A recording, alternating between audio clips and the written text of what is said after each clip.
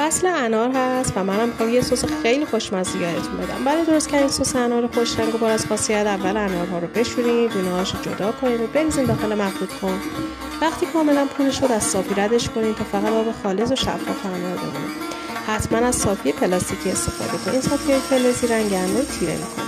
حالا همین آب انار رو بذارید رو حرارت و تا زمانی که به جوش نیامده تنهاش نذاری ممکنه سر بره. کف‌های روی سس رو کامل بگیرید تا یه سس خوش رنگ و شفاف داشته باشه. آخر کار شما یه سس غلیظ و خوش رنگ دارین که فوق‌العاده است، کاملا طبیعی و هیچ افزودنی نداره.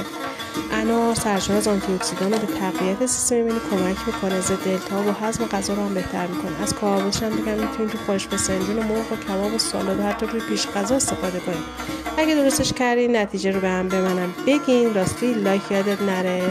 میشه جانتون.